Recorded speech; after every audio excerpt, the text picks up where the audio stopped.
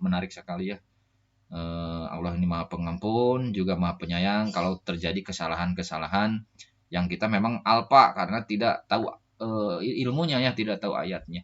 Bahwa ada istilah tabel mahram dan ada tabel non mahram ya. Memang ada konsekuensi. Konsekuensinya seperti ini. Memang kita boleh menikah ya dengan syarat yang tadi sudah saya sampaikan, tapi ada konsekuensi di mana kita tidak sebebas tadi dengan mahram. Kalau dengan mahram itu kita bebas melihat berjabat tangan ya, melihat aurat semisal rambut ibu ya atau rambut anak kan gitunya. Nah, dengan ini kan ini kita bebas sebenarnya melihat aurat tanda kutip ya, yang auratnya tentunya seperti rambut kan gitu ya, berjabat tangan. Nah, ini kita boleh. Nah, kalaupun dengan yang non mahram ini kita dilarang ya, dilarang untuk tadi auratnya harus tertutup. Keterangan dari surat An-Nisa ini terbagi menjadi 3 golongan ya. Ada sebab akibat nasab. Nah, nasab ini tadi silsilah keturunan nasab ya. Ada sebab persusuan, ada juga sebab pernikahan. Nah, nanti kita bahas satu-satu. Nah, sebab nasab ini yang mana saja? Nah, kita coba buka ya. Nah, ini sebab nasab. Nah, ya. Sebab nasab ini berarti kita dilarang menikah dengan siapa saja. Pertama dengan ibu ya, yang mana ibu? Nah, ini kan dijelaskan tulisannya. Jadi diharamkan atas. Assalamualaikum warahmatullahi wabarakatuh. Salam sejahtera bagi kita semua. Hari ini hari Ahad ya, di tanggal 4 bulan September 2022. Mudah-mudahan bulan September ini berkenaan dengan kenaikan bensin, tarif naik ya di pemerintah. Kita dimudahkan urusannya, digampangkan rezekinya. Ya memang seperti itu ya, mudah-mudahan Allah menolong kita semuanya. Lanjut kita akan mencoba membahas terkait judul bagan ya. Bagan hubungannya haram menikah. Jadi haram menikah ini bahasa Arabnya itu mahram ya. Jadi bukan muhrim. Seperti yang video sebelumnya saya sudah bahas gitunya, bahwa muhrim dan mahram itu beda. Jadi yang dimaksud dengan mahram ini adalah haram menikah ya. Jadi kalau ada istilah non muhrim, tidak boleh pacaran karena non muhrim, itu salah kalimat itu ya. Yang benar adalah non mahram ya. Jadi laki-laki dan pria itu kalau bukan mahram dilarang saling berduaan ya, baik kholawat maupun ikhtilatnya. Oke. Kembali kepada judul kali ini ya. Jadi saya akan mencoba menampilkan terkait bagan haram menikah atau mahram ya. Saya matikan judul. Nah, di sini ada bagan ya, di mana di sini ada buyut, kakek buyut ya. Jadi buyut ini adalah orang tua dari kakek kita ya, kakek nenek kita. Buyut ini mempunyai anak, kakek atau nenek ya sama saja ya. Kakek dan nenek menikah nih. Kalau ini berdekatan, simbolnya berarti menikah ya. Nah, kakek ini punya adik ya, namanya kakek jauh ya istilahnya lah. Istilah di dalam bagan ini disebutnya kakek jauh. Nah, kakek jauh pun menikah ya dengan istrinya mungkin ya ini. Nah, terus kakek nenek ini menikah mempunyai anak kan gitu ya, ayah ibu kita. Nah, ayah ibu kita punya kakak atau adik ya, istilahnya disebut paman. Walaupun istilahnya suka berbeda ya, Pak D atau kalau bahasa Sundanya Uwa. Ya, saya anggap di sini saudara ayah itu paman lah ya. Bibi pun sama ya, mau bude, mau bule atau bibi itu artinya saudara dari ayah atau ibunya. Nah, kurang lebih gitulah. Kakek punya anak kan, ayah atau ibu kita ya. Nah, misalkan punya anak ayah, berarti ayah ini menikah sama ibu. Nah, ibu ini berarti kan bukan anaknya kakek, tapi anaknya besan lah kurang lebih ya, berbesan dengan kakek. Nah, kurang lebih gitu, ayah ibu menurunkan kita. Nah, ini saya. Nah, saya punya kakak. Nah, nanti kakak menikah dengan istrinya kan gitu. Terus saya punya adik. Anggaplah adik saya punya suami kan gitu. Tapi saya tidak tampilkan suaminya di sininya. Anggaplah dia Kemudian adik ini punya anak. Nah, namanya anak ini kan keponakan. Nanti keponakan punya istri kan gitu. Nah, istri pun kalau anaknya atau keponakan kita istri ya punya suami kan gitu, tapi tidak saya tampilkan di sini. Begitupun keponakan di kakak kita ya. Saya punya anak. Nah, ini anak. Anak ini punya istri kan, ini saya tampilkan. Terus saya punya anak perempuan. Nah, ini anak perempuan. Kurang lebih lah gitu, termasuk dari saudara kakek jauh ya. Oh ya, ini satu lagi bibi punya anak. Nah, namanya sepupu ya. Ini sepupu. Oke, untuk memahaminya kita melihat di Quran surat An-Nisa ya, surat keempat ayat 23. Jadi diharamkan atas kamu mahram ya, mahram kamu. Nah, di sini saya kasih warna merah ya. Kamu ini maksudnya saya di sini. Kamu ini saya. Jadi haram mengawini itu siapa saja, ibumu. Nah, saya sudah mencoba membagi ya. Jadi mahram itu atau haram menikah itu menurut keterangan dari surat An-Nisa ini terbagi menjadi 3 golongan ya. Ada sebab akibat nasab. Nah, nasab ini tadi silsilah keturunan, nasab ya. Ada sebab persusuan, ada juga sebab pernikahan. Nah, nanti kita bahas satu-satu. Nah, sebab nasab ini yang mana saja? Nah, kita coba buka ya. Nah, ini sebab nasab. Nah, ya. Sebab nasab ini berarti kita dilarang menikah dengan siapa saja. Pertama dengan ibu ya, yang mana ibu? Nah, ini kan dijelaskan tulisannya. Jadi diharamkan atas kamu mengawini ibumu. Nah, ini berarti ya. Ibumu ini diharamkan. Kita ini yang merah ini ya, kamu atau di sininya saya, kita dilarang menikah dengan ibu ya. Jelas ayatnya menyampaikan seperti itu. Kedua, diharamkan juga kita menikah dengan anak. Nah, ini hubungannya dekat sekali ya. Anak, ibu itu nomor pertama ibu, kedua anak itu juga dilarang ya. Yang ketiga, saudari. Nah, dengan adik pun kita dilarang menikah ya, karena memang sedarah ya. Banyak sisi medis pun yang menyatakan larangan pernikahan ini. Ya, karena banyak dah dari sisi medis beralasan pernikahan sedarah ini membuat gen atau genetik itu menjadi rusak ya. Nanti keturunannya akan menjadi rusak. Daya tahan tubuhnya yang tidak ada kan, banyaklah medis, nanti bisa di searching ya. Jadi ibu, anak, terus bibi. Jadi kita dilarang juga menikah dengan bibi ya. Kalau di sini istilahnya saudara bapakmu, nah gitu ya, saudara. Ataupun bibi dari ibumu. Ya, jadi dari silsilah yang lain berarti kan ibu punya adik kan gitu ya. Punya kakak. Nah, itu juga dilarang ya menikah dengan bibi lah istilahnya ya. Jadi ini dilarang sekali baik dari silsilah bapak atau dari ibu ya. Sama prinsipnya, hampir sama sebenarnya. Nah, yang ketiga ini keponakan. Nah, kita dilarang menikah dengan keponakan. Jadi hampir mirip. Kalau tadi kita kan seolah-olah keponakan dari bibi ya. Nah, ini seolah dibalik. Kita pun sebagai paman dari keponakan ini dilarang menikah ya. Ini sangat diharamkan ya. Mahram kita ini. Ini mahram kita ya. Jadi dilarang menikah. Nah, kurang lebih gitu ya. Jadi dari sebab nasab. Ini kurang lebih ayatnya. Nah, sekarang kita lanjut ke sebab persusuan. Nah, yang sebab persusuan itu yang mana? Yang ini nih ya. Jadi setelah sebab nasab turun derajatnya ke ibu ya, levelnya. Jadi ibu-ibu yang menyusui kamu, saudara-saudara perempuan sepersusuan. Nah, ini kita kalau menyusu kepada ibu ya, menyusu. Nah ini menyusunya sejumlah berapa, kuantitasnya atau kualitasnya sejumlah berapa, nanti di video selanjutnya nanti akan saya bahas ya. Hukum persusuan. Jadi kita menyusu, anggaplah dulu ya, kita ini kalau menyusu kepada seorang wanita, ya ini adalah ibu susuan. Kita dilarang menikah dengan ibu susu.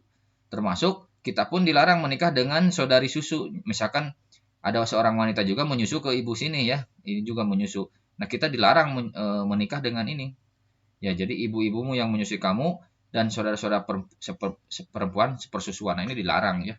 Kita tuh dilarang. Makanya hati-hati ketika kita nanti mendonorkan dana ASI ya, mendonorkan ASI atau kita punya keluarga perempuan mendonorkan ASI ya, kita harus betul-betul dipahami dulu ini permasalahan hak keharaman ayat Quran ini ya. Jadi ayat Quran sudah menerangkan hal seperti ini ya. Saudari susu, ibu susu, dan saudari susu. Ya, kayak ini sebab persusuan. Selanjutnya adalah sebab pernikahan. Nah, dengan adanya pernikahan, ternyata, nah ini contoh. Kita kan menikah ya dengan istri kita nih. Nah, akhirnya kita juga diharamkan menikah dengan mertua nantinya. Ya, ini diharamkan. Baik mertua laki-laki sudah meninggal. Nah, kita pun haram menikah dengan mertuanya. Nah, ini karena sudah diikat dengan pernikahan dengan istri kita. Begitupun juga istri misalkan punya anak bawaan ya. Nah, ini kan anak tiri nih. Kita dilarang menikah dengan anak tiri ya. Nah, kita bacakan coba. Ibu-ibu istrimu, nah berarti ini dilarang ya kita menikah dengan ini, haram. Anak-anak istrimu yang dalam pemeliharaanmu dari istri yang telah kau campuri. Nah, jadi ini juga haram ya. Jika memang istri ini pernah dicampuri oleh kita ya, pernah dicampuri. Sebenarnya dengan ada ayatnya ini bisa saja sih kita menikah dengan ini asal syaratnya tadi belum pernah dicampuri ya ini. Belum pernah dicampuri dan kedua juga ini sudah dicerai kan. Ya, jadi memang agak berat. Sederhananya gini aja lah, kita dilarang menikah dengan anak tiri lah. Karena kan kalau kita sudah menengah dengan istri ya tanda tanya masa tidak bercampur lah kurang lebih gitu ya. Jadi saya ingin menggarisbawahi nih mertua dan anak ini dilarang kita menikah ya dengan ini. Karena sudah terikat dengan istri kita ya. Oke. Tetapi jika kamu belum campur dengan itu dan kamu sudah menceraikan maka tidak berdosa bagi kamu. Kayak tadi penjelasan tadi. Jadi sebab pernikahan membuat mahram kan, membuat haram menikah. Selanjutnya kita menantu. Nah, dengan menantu ini ayatnya ya, istri-istri anak kandungmu. Nah, ini jadi kita dilarang juga menikah dengan ini. Ya, walaupun tidak sedarah tapi karena sudah anak kita itu kan sebab pernikahan ini ya. Jadi akibat sebab pernikahan anak kita ya, anak kandung kita menikah dengan istrinya lah gitu ya. Kita dilarang menikah dengan ini ya. Nah, jadi kurang lebih gitu. Terus satu lagi nih, sebab pernikahan itu ada istilahnya menghimpun kakak adik ya kalau nggak salah. Ya, menghimpun kakak dan adiknya. Jadi gini, saya bacakan ya, menghimpun dalam perkawinan dua perempuan yang bersaudara kecuali yang telah terjadi masa lampau. Nah, maksudnya ketika zaman masa lampau ini sebenarnya syariat ini masih diperbolehkan ya. Kita menikah kepada adik kakak dan adik kakak itu dalam satu rumah tangga kita himpun ya, kita jadikan dalam satu rumah tangga itu masih boleh. Mana contohnya? Contohnya ini ketika zaman Nabi Yakub ya, atau Nabi Yakub ini Israel ya. Israel itu kan nama lain dari Nabi Yakubnya. Nah, Yakub itu menikah dengan Lea ya, kakaknya Rahel. Jadi Lea dan Rahel itu adik kakak. Nah, ini dinikah langsung oleh Yakub dalam satu himpunan keluarga ya. Nah, jadi ini dilarang. Kalau saat ini dilarang ya. Kecuali kalau sudah meninggal duluan ya. Nah, itu artinya tidak dihimpun. Nah, ini kebetulan ada Zilpa dan siapa nih? Rahel. Rahel itu hamba sahaya ya, asistennya Lea lah ya. Kalau zaman dulu kan suka ada hamba ya. Artinya yang suka membantu majikannya. Nah, ini majikannya Lea. Nah, Zilpa pun dinikah sama Yakub, tapi ini bukan yang dimaksud dalam ayat ini. Yang dimaksud dalam ayat ini adalah Lea dan Rahelnya ya. Jadi Lea dan Rahel dibolehkan dinikah oleh Yakub ya, satu himpunan ini dalam satu keluarga ketika zaman dulu masa lampau. Kalau sekarang sudah tidak bolehnya. Sekarang harus istilahnya yang satu boleh dibolehkan kecuali sudah meninggal ya. Kalau istilah bahasa Sunda pisah turun ranjang ya. Nah, di turun ranjang itu boleh kalau satu sudah meninggal. Ya, ini ayatnya jadi menghimpun dalam perkawinan dua perempuan yang bersaudara ini dilarang ya, kecuali kalau terjadi sudah masa lampau. Masa lampau berarti sekarang sudah tidak bolehnya. Nah, di sini ditutup dengan sesungguhnya Allah Maha Pengampun lagi Maha Penyayang. Ini menarik sekali ya. Allah ini Maha Pengampun juga Maha Penyayang kalau terjadi kesalahan-kesalahan yang kita memang alpa karena tidak tahu ilmunya ya, tidak tahu ayatnya. Tadi sudah disinggung sedikitnya terkait tiga golongan ini ya, keharaman menikah mahram, keharaman nikah akibat sebab nasab, sebab persusuan, sebab pernikahan. Nah, saya mencoba juga menampilkan terkait bagannya dari non mahram ya. Kalau non mahram ini kebalikan dari mahram. Kalau mahram ini artinya dilarang menikah ya, dilarang menikah kan. Nah, sekarang kalau non mahram ini boleh menikah. Artinya diperbolehkan dari silsilah ini pun kita boleh menikah ya.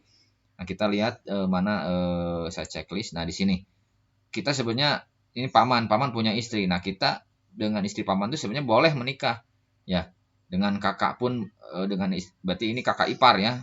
Dengan istri kakak itu berarti kakak ipar kan. Kita boleh menikah. Tentunya dengan syarat ya. Syaratnya ketika kakaknya meninggal dan dicerai kan, paman pun meninggal dan cerai, kita boleh menikah. Begitu pula dengan keponakan ya. Keponakannya dalam artian di sini istri keponakan tuh kita boleh menikah dengan catatan tadi kan sudah cerai dan meninggal namanya. Begitu samanya. Nah, ini ada permasalahan dengan sepupu nih yang agak menarik. Kalau sepupu ini tidak ada di sini ayatnya keharaman menikah ya. Jadi dengan sepupu ini boleh menikah ya. Apalagi dengan tadi kakek jauh ya, saudara jauh ini semuanya hampir boleh hanya kurang lebih. Nah, tapi dengan syarat-syarat tadi ya harus meninggal atau mungkin cerai dulu ya. Nah, jadi kurang lebih gitu bahwa ada istilah tabel mahram dan ada tabel non mahram ya. Memang ada konsekuensi. Konsekuensinya seperti ini. Memang kita boleh menikah ya dengan syarat yang tadi sudah saya sampaikan, tapi ada konsekuensi di mana kita tidak sebebas tadi dengan mahram. Kalau dengan mahram itu kita bebas melihat berjabat tangan ya, melihat aurat semisal rambut ibu ya atau rambut anak kan gitunya. Nah, dengan ini kan ini kita bebas sebenarnya melihat aurat tanda kutip ya, yang auratnya tentunya seperti rambut kan gitu ya, berjabat tangan. Nah, ini kita boleh. Nah, kalaupun dengan yang non mahram ini kita dilarang ya, dilarang untuk tadi auratnya harus tertutup. Dalam satu rumah pun harus tertutup nih ya. Dengan non mahram ini kita harus tertutup ya. Sepupu pun kita tidak bisa bebasnya terlihat seperti itu karena memang sifatnya non mahram. Boleh dinikah dengan konsekuensi tadi kan auratnya itu tidak sebebas tadi dengan mahramnya kurang lebih gitu. Kenapa saya sampaikan ini? Karena menarik ya. Ada kisah juga ya, saya coba mengumpulkan kisah terjadi peristiwa seperti ini ya. Suami selingkuh dengan kakak dan adikku. Coba terbayangkan ininya antara kakak di posisi ini ya. Di posisi ini di mana kakak adik satu rumah bareng ya, karena tidak terjaga, sangat bebas pergaulannya, bisa terjadi hal-hal seperti ini. Makanya kenapa muncul bagan-bagan ini ya, kita supaya jelas batas muhrim dan mahram ya, batas aurat, berjabat tangan dan lain sebagainya gitu. Mudah-mudahan dengan video ini ya sedikitnya bisa menyumbang pemahaman supaya kita tidak bukan terjerumusnya, ketidaktahuan kita ya. Karena kenapa ada ayat ini agar kita pun selamat ya, terhindar dari penyakit-penyakit yang bisa membuat anak keturunan kita menjadi cacat daya tahan tubuh yang tidak optimal kan. Diadakannya ini memang seperti untuk menyelamatkan kita ya. Sudah banyak penelitian medis yang menyatakan pernikahan sedarah ini dilarang ya. Ya, termasuk saya melihat sejarah Herodesnya ketika Nabi Yahya itu melarang juga kan pernikahan sedarah, di mana Herodes itu kan menikah kepada keponakan. Nah, itu dilarang oleh Nabi Yahya ya. Nabi Yahya akhirnya dibunuh lah ya oleh Herodes karena tidak mengikuti walaupun memang dia penguasa ya Herodes, tapi dia ingin menikahi keponakan, kalau nggak salah Herodita namanya keponakannya. Karena Nabi Yahya memberikan fatwa dilarang, ya melarang, akhirnya dibunuh Nabi Yahyanya. Nah, begitu pula dikejar-kejar Nabi Zakaria, ayahnya Nabi Yahya, karena menginginkan fatwa memperbolehkan Herodes menikah dengan keponakannya. Herodes itu kan kisahnya di zaman Nabi Zakaria, Yahya, dan Nabi Isa atau Yesus ya kurang lebih gitu. Jadi menikah kepada keponakan pun sudah ada keharaman waktu zaman Nabi Yahya itu ya, Nabi Zakaria terbuktinya. Nah kurang lebih gitu dulu tampilan kali ini, mudah-mudahan bisa kita dialogkan bersama. Saya tunggu komentar di kolom deskripsinya ya, di bawah kolom komentar untuk kita ya sama-sama memberikan pengkayaan. Kalaupun ada salah, memang saya ingin dikritisi lah bisa di kolom komentar. Itu saja mungkin dari saya sukan sekian. Assalamualaikum warahmatullahi wabarakatuh.